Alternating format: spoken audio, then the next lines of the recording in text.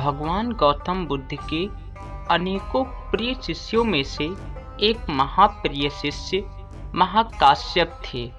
महाकाश्यप के विषय में यह बात विख्यात है कि चीन, जापान में जो झेन मेडिटेशन है उसकी नींव महाकाश्यप ने ही रखी थी।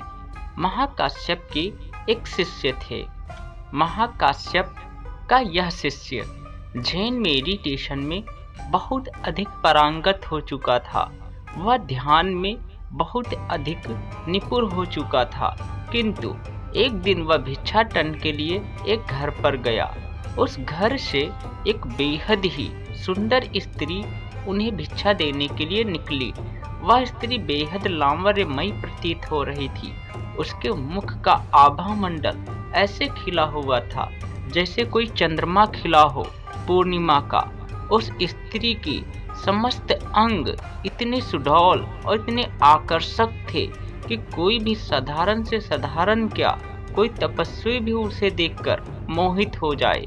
अब यह बौद्ध भिक्षु भी उस स्त्री को देखकर पूर्णतया उसके ऊपर आसक्त हो गया और अपने मन में विचार पालने लगा कि मैं शादी करूंगा तो इसी से करूंगा।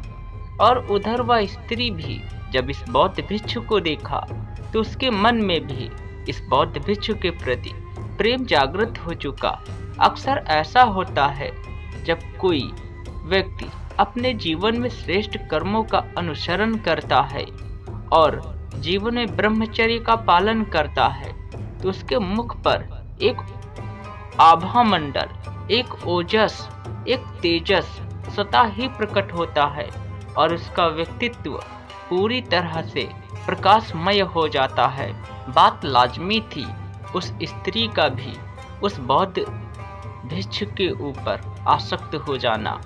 अब उस बौद्ध भिक्षु जो ध्यान में बहुत अधिक पारंगत हो चुका था, निपुण हो चुका था, वह भी अब इस स्त्री के प्रेम में पड़ चुका था।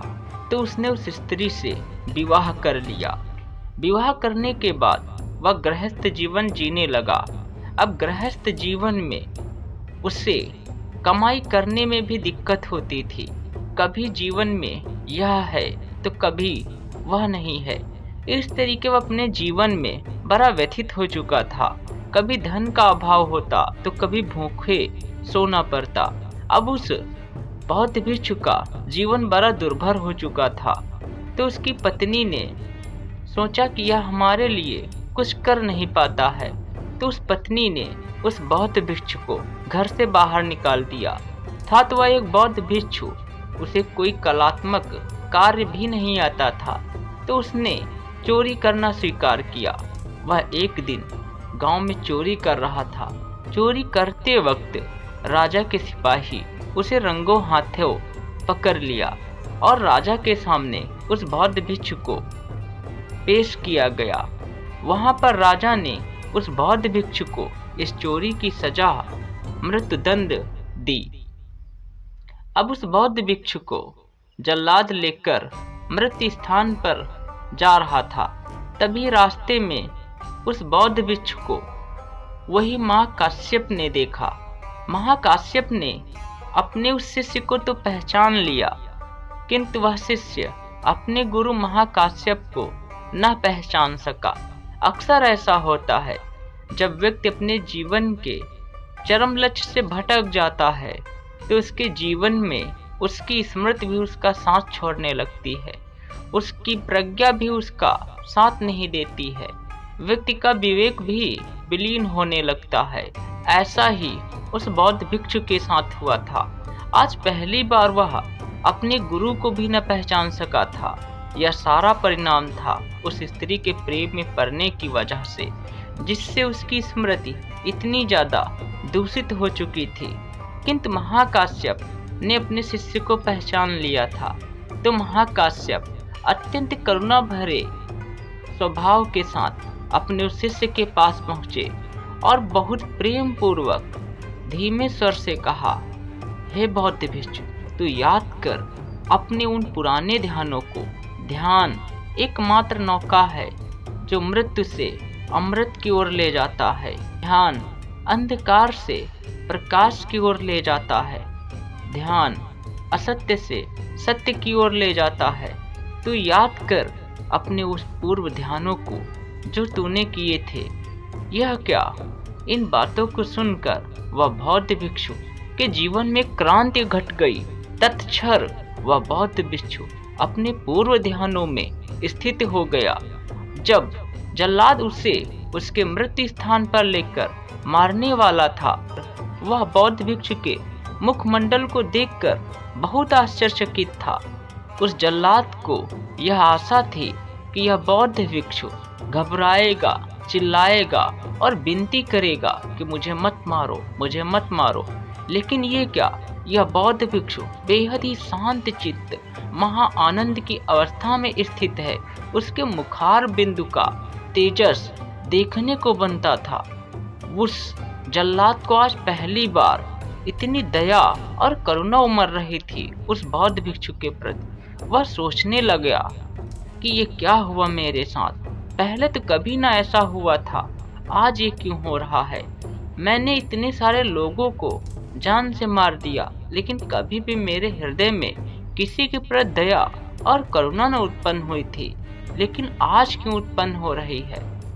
अंततः वह जल्लाद उस बौद्ध भिक्षु के चरणों में गिर गया और वह उनसे कहने लगा कि मैं आपको न मार सकूंगा। वह जल्लाद इसके पश्चात अपने राजा के पास गया और उसने राजा से सभी हाल कह सुनाया। उसने कहा, हे राजन, वह बौद्ध भिक्षु तो ऐसी अवस्था में स्थिर हो चुका है, उस अवस्था को देखते बनता है आपको भी चलकर उसकी अवस्था देखनी चाहिए। वह बेहद ही ओजस में प्रतीत हो रहा है, उसके मुखमंडल का तेज देखते बनता है।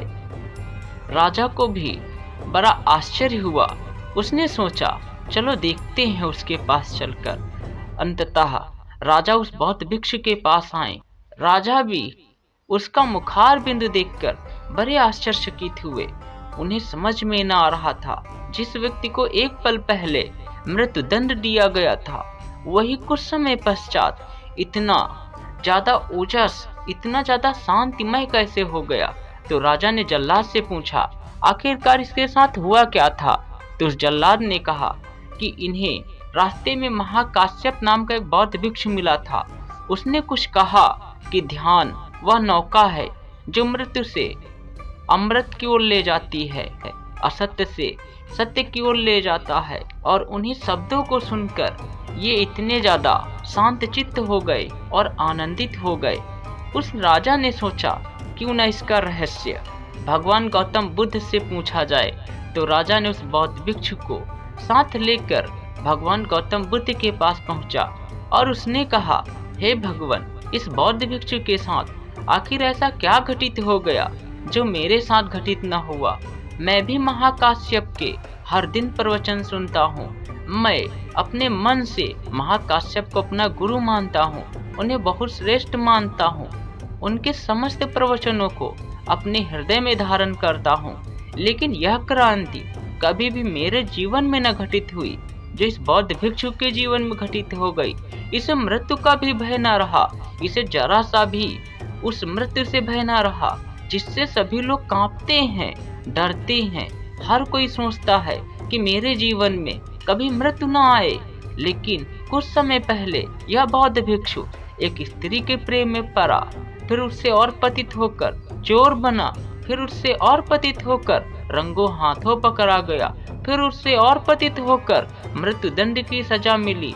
किंतु मृत्युदंड के समय सिर्फ इतने ही शब्द सुने कि ध्यान मृत्यु से जीवन की ओर ले जाता है, ध्यान अंधकार से प्रकाश की ओर ले जाता है, ध्यान असत्य से सत्य की ओर ले जाता है। और इसके जीवन में क्रांति घटित हो गई।